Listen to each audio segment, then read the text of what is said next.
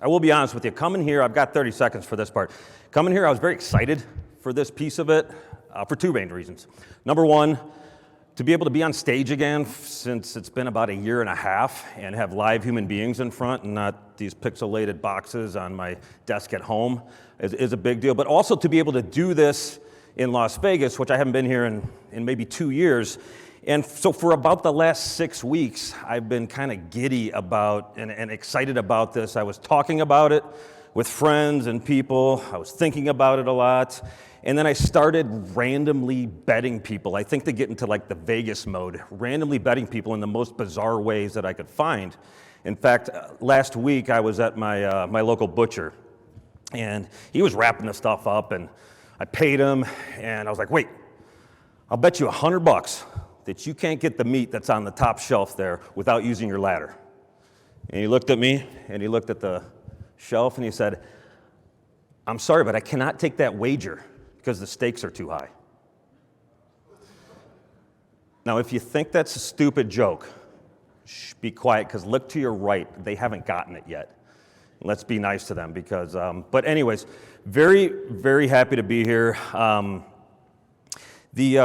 The reality about all of this company culture stuff, it's a big thing that's out there in the world.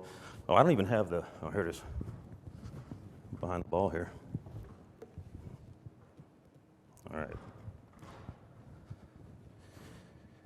It's a big piece that's out there, and you know, the fact of the matter is company culture, it drives everything. It's the basis of our growth. It's the basis of everything that we're trying to achieve. And I'm out here, I'm meeting a lot of people. There is so much stuff going on at this conference that's pretty cool, like innovative stuff. Innovation in technology, innovation in the use of data. And I've already connected with a lot of folks, and it's powerful stuff. And I'm not here to talk to you about any of that because I'm not smart enough for that stuff. But I want to talk to you about an intersection where all of this innovation comes to a head. And at this intersection, where the innovation comes down, it's either going to work or it's not. It's either going to have impact or it's not. And at that intersection is a human being, is a person, or people, or a group of people, or a division of people, or a company made out of people. But people are still at the front line of execution when it comes to bringing innovation to the table. And there's a major problem out there right now at this intersection. Am I pressing the right one? Oh, back.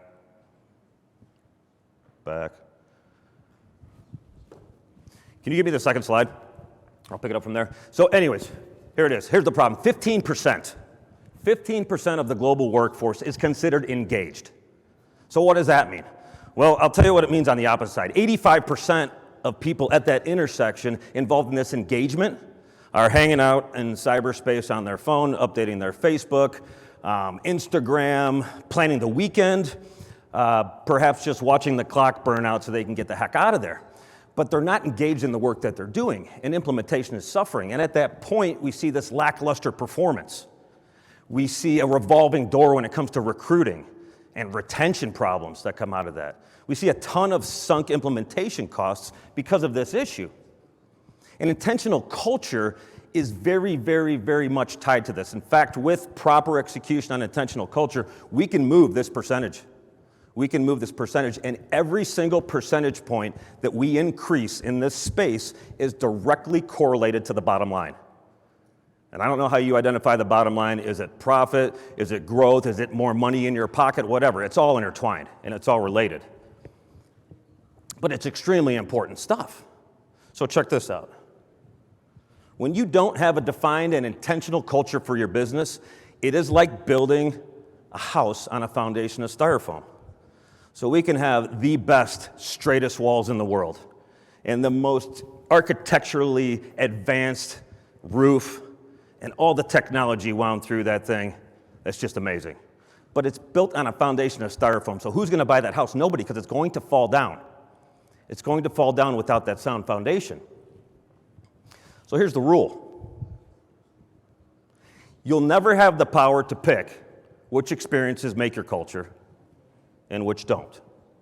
I talk to leaders all the time, and I'll ask them about their company culture because they're struggling with recruiting or retention or performance, something like that. Like, tell me about your culture. And what I get a lot of times is like, we like to do culture stuff on Friday. Or we do one big culture thing a quarter. And my response is always, well, wait a minute. What about all the other days? What about all the other hours? What about all the other transactions and communications and interactions that people in your organization are having with your company? What about those? And I always point them to this. It's like you don't get a light switch with company culture. It's not I'm going to turn it on today and turn it off and have impact here and only impact here but not over here. It's always on. And every single interaction that people are having are adding to this bottom line average, either going down or going up. So it's critically important that we understand that it's the little things are the big things, but the little things are often the most overlooked things that we have in our organizations. So if we could agree, intentional culture is probably important. This intersection, we've got some room, we have some opportunity to move that needle. But where do we start? What do we do? Well, here's where it all started for me. Be honest, is anybody else besides me addicted to shopping on Amazon.com? To the point, okay, I'm seeing hands, good. You're in a safe place. It's okay to the point where there's always something on your front door. And it's like exciting, almost disappointing when there's not. You're like, oh, I got to do a better job. But everything, for those of you that are like me, this all came together for me on a very specific type of day that every once in a while happens, and I call them the big days. And what the big days are is when there's even bigger than that, when there's a 12-foot tall brown box pyramid leaning against your front door. Like when you turn onto your street coming home, you can already see it, and you're like, oh, yes, this is going to be fun. And all of this, my perspective on business, my career changed all on one of these Amazon brown box pyramid days. So here's the story. I was in my house, and I come around the front entranceway, and there's my wife on the ground, gasping for air as she is trying to swim to safety because she got caught in this brown box avalanche because she opened the front door too fast. And in my house, you can't do that. It's way too dangerous. And as I looked at her, I reached out a hand, and that's the least I could do because I caused it, and I drug her to the stairs to safety. And she wasn't mad, but when she caught her breath, she turned to me, and she said, one of the most profound things that I've ever heard in my life that changed the entire perspective and landscape for me. She turned to me and she said, do we really need all of this stuff? And at the time, my like knee-jerk guy reaction was, well, hell yeah, we do. But I didn't say it because I was terrified of the follow-up question. Because what if she said, well, what's in it? Because I had no idea what I ordered. I just know it was all for me, and it was all in front of me. And so I didn't say that, and she was patiently waiting, and it just kind of came out. I was nervous, and it just kind of came out. And I said, well, some of this falls into the need category, but most of it falls into the want category. And I tried to sound smart, but I failed because she just slowly turned and walked away. But not in like the normal way, in the way that she knew, that I knew, that she knew that I was totally insane. But that question she asked me, it turned into a question to myself as I look at the sea of boxes in front of me, and I thought, well, geez, why do I want all this stuff? So I figured, let's find out. And I dive into it like a kid on Christmas morning, and I'm ripping through it, and the first thing that I unveil is a fishing rod. And now, this was not my first fishing rod. In fact, I had way too many fishing rods to put this into anywhere near the need category. And so I looked at it, and I thought to myself, why did I want this fishing rod? And then I remembered the advertisement. I remembered that this specific fishing rod was made out of the most sensitive and strongest carbon fiber technology ever invented in the history of the world. And because of that, I would land me an absolute monster. And because of that, my buddies in the fishing boat would have to stop what they're doing and take pictures of me as I hoist this beast up. And because of that, I would reach fishing boat hero status, and because of that, I could then chill out in the back of the boat with the Yeti full of Coors Light. Wow, what a day what a memory, what an experience. And then the answer to the lingering question became clear. I wanted that fishing rod because of the intended experience that it was designed to deliver to me. And then I thought to myself, wait a minute. Somebody else, somewhere else out there in the world, understood this experience. They also understood the traits that people like me had that would make me motivated to press that orange proceed to order Amazon button online. And then they constructed a product to deliver that experience to me and other buyers like me. And I thought even deeper. I was like, well, wait a minute, how'd they do that? I mean, you can't just throw parts together willy-nilly and expect it to work. No, there's a blueprint. There's a schematic. There's a process. There's an order to this. I step back and the machine will reveal itself. And now this machine, it's not fully automated, so it requires human capital. So there's assembly line workers along the way that need to be trained in that side of it. But when the machine and the people working it are executing flawlessly, and the product is pushed out with consistency, that experience will get delivered over and over and over again. And that's when it hit me.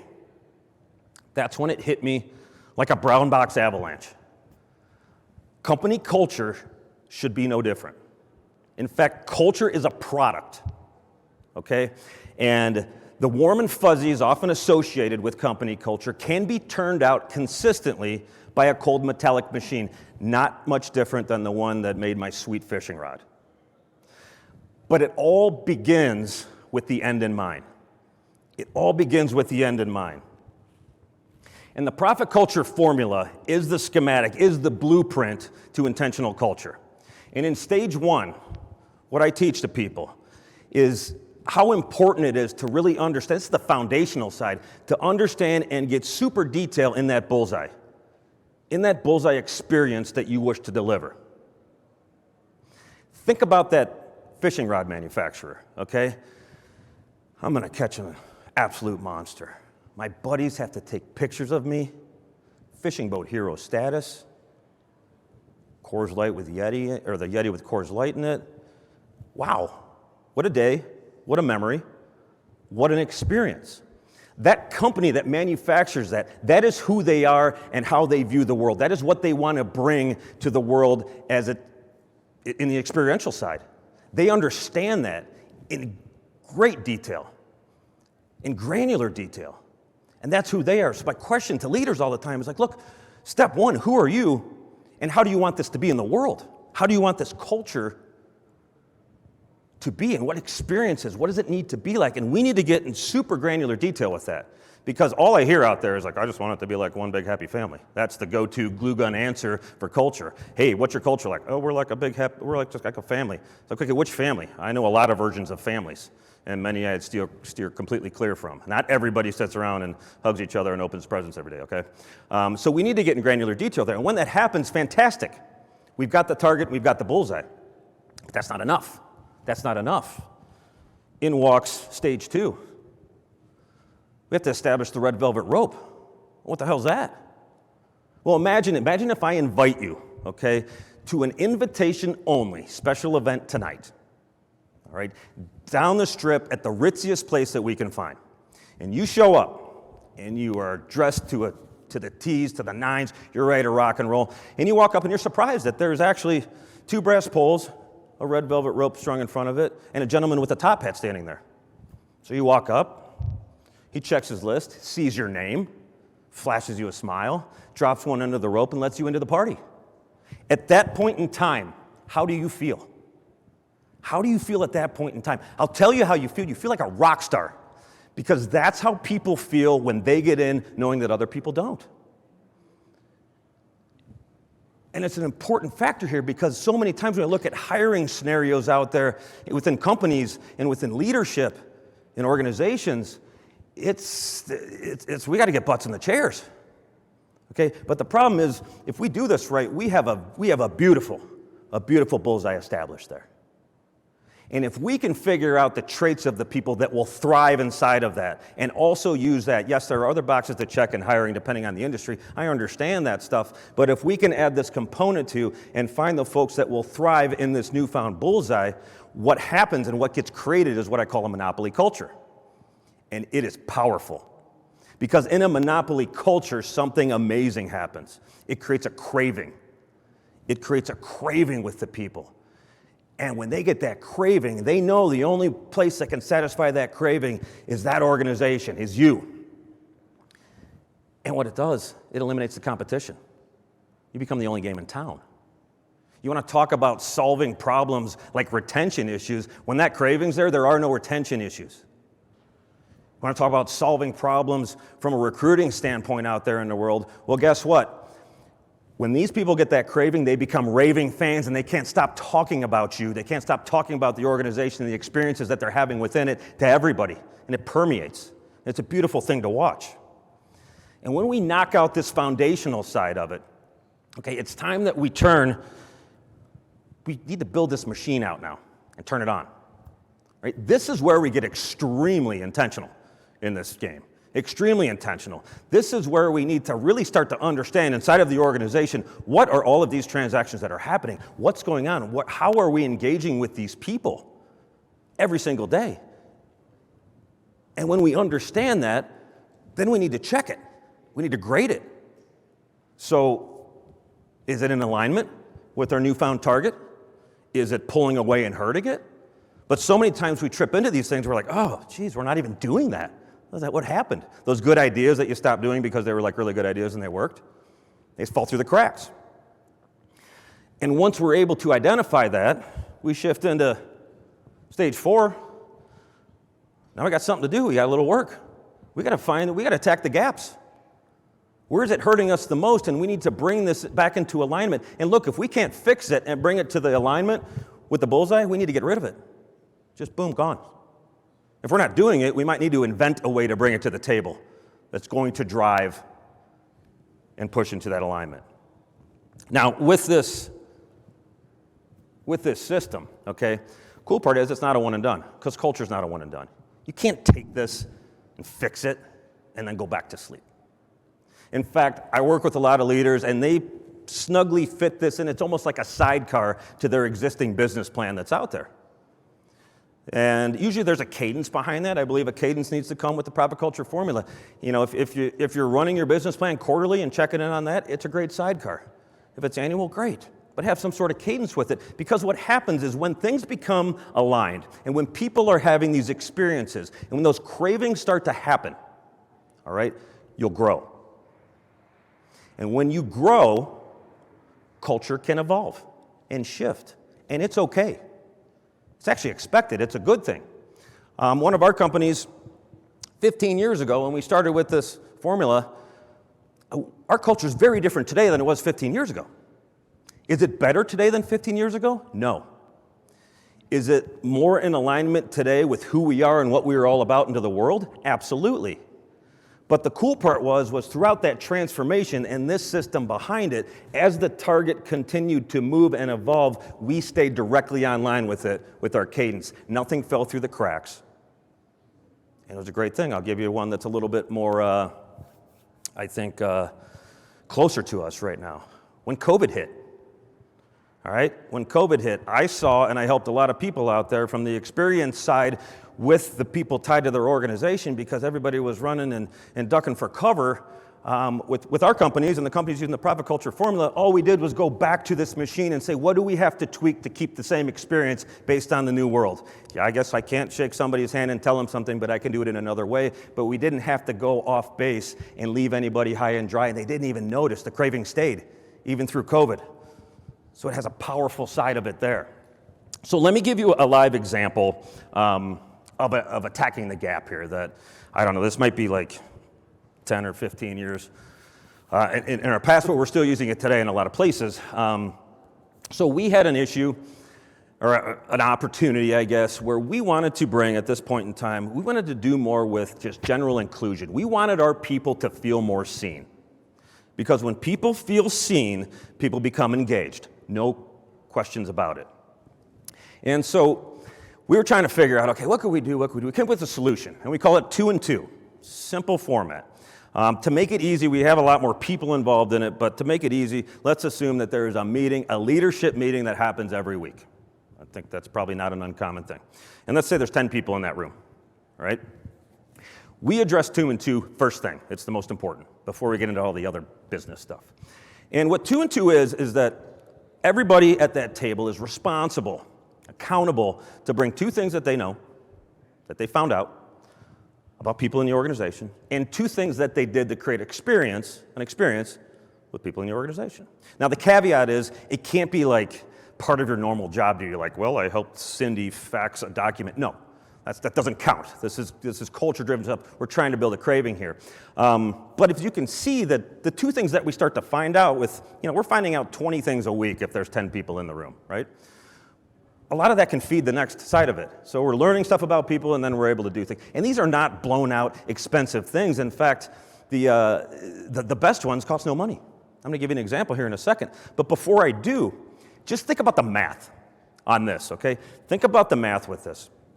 If we had 10 people in the room in a year, all right, just on this one line item, all right, there's hundreds of other things happening in the profit culture formula with that company, but just the one line item there, 2 and 2, that's 1,000 intentional experiences happen every single year, but it compounds. So in the second year, it's another 1,000. In the third year, it's another 1,000. So people that are tied to this thing, over time, they get to be part of and witness these compounding experiences, and it creates a major craving. It's unbelievable. So here's the story. In that room, in that leadership meeting, Alex is one of the leaders. Alex knew that he was going to be accountable for learning something about somebody. So he sees Rick in the organization. He sees Rick, he walks up to Rick, and he's like, hey, what's going on? What's going on in the world, man? And regular human being stuff, and Rick's like, oh, no, everything's good, but actually I am going to see my dad next week. It's his birthday. He's out in Arizona. It's like, oh, that's cool. And then Rick said something like, I'm a little bit nervous, though, because my driver's license just expired, and I'm not going to have time to go get it renewed, and I'm kind of nervous, to remember to bring my passport. I don't want to get to the airport and miss my flight because I don't know, whatever. And Alex was like, you'll be fine, don't worry about it. So Alex had something to share about what he knew, all right, about Rick going to see his dad for his birthday. Cool stuff. But he also knew that the next week he was going to be accountable to doing something as it comes every week. So he put a little reminder in his phone. The following Saturday, 6:45 in the morning, a.m. His reminder goes off. And he grabs his phone and he sends a text. Took about 5 seconds. He said, hey, Rick, have a great trip. Tell your dad happy birthday. And don't forget your passport. Off he goes. About 10 days later, I get a phone call. And it was Rick. Now, I could create an experience right there because I had some information about what Rick has been doing. I hadn't seen Rick in a while, but I had information. I'm like, hey, how'd your dad? How was the trip? And he's like, I don't want to talk about that. It was great, but I don't want to talk about that. Okay, what's up? He said, well, if I owned a company, I would want to know about people that are within it, especially leaders. I would want to know stuff about them. And I was like, yeah, I'm that guy too. What's going on? And he went on to tell me the story about what Alex did. And he even went further. He was like, John, I don't even remember, how did he know to do that? I don't even remember telling him about that. And how did he know to, on Saturday to wake up and send me that text? And before I could even say anything, he interrupted and he finished the answer. He said, I'll tell you why, John. I'll tell you exactly why he did that. Because he cares. Because Alex cares about me. That's why he did it. Then he goes on for another 20 minutes about all the experiences that he's had in the last 6 years since joining the organization and how it's changed his entire life and how everything's so much more meaningful, and his only regret is that he wishes he wouldn't have spent 25 years somewhere else and would have met us a long time ago. You want to talk about retention? You think Rick's going anywhere? Heck no. Absolutely not. He's a raving fan. He's driving this place. It's amazing stuff. That's why I'll say this till I'm blue in the face. Having good intentions and being intentional are not the same thing. Tattoo it into your brain. Having good intentions and being intentional are not the same thing, not even close. Think about this. If I were to make a commitment to you, all of you, and not like some huge, big commitment, but just like, yeah, I'll take care of that. I'll take care of that for you, all right? And tomorrow, I didn't. And I come up to you and I'm like, hey, I got busy and I just didn't get to it. Or I come back to you and I say, I forgot. I'm sorry. Okay, the experience on the other side of that is no different than if I were to walk up to you and say, you know what, I don't care about you, so I did nothing. And that's why this intentional side of it is so critical. Because the leaders that I work with, all of them, I have not had one bad one. They all are awesome people. They have huge hearts. They all want to go to sleep at night with a smile on their face, knowing that they had impact in the world, that they changed lives out there. But the problem is, most of the folks that I'm talking to, they've been failing in this intentional culture game because of this. Good intentions aren't enough. We need to systematically deliver on it, and in a way that creates an average that's off the charts. Absolutely off the charts. It's a big one, remember that. Now, before I close, because I'm probably coming down to the line here, we wrote a book about this. And we've been using this system, taking it for granted for a long time, but we decided, I kind of got provoked, but we wrote a book about it. And we were selling them out there for, I don't even know, light of what they're going to come out in the marketplace. But they don't come out into the world until October 5th, is what our publisher's telling us. We kind of sweet-talked them into sending us a couple boxes for this, because this kind of crept up on us. Charging for them is annoying. If you're in this room, I'll trade you a business card for a book. Come see us we've got a table out there. No problem. And if the guy who just bought one is in here a little bit ago, come back. I'll give you your $20 back or whatever. We'll go spend it on, grab a beer together. But come by. It's a very good read. It's a lot of story-driven stuff. It's really fun book. So check it out. In addition, if you're sitting there, if you're like, well, I don't really read John Corteen, I'm like, okay, whatever, that's fine. I got something for everybody here. So if you're wondering, like, I don't know if this is for me, I don't know, maybe I have an intentional culture, maybe I don't. If you text culture to that number, all right, I'll send you two things. First thing I'll send you, I don't call it an assessment. I think my graphic guy got a little excited. It's a quiz.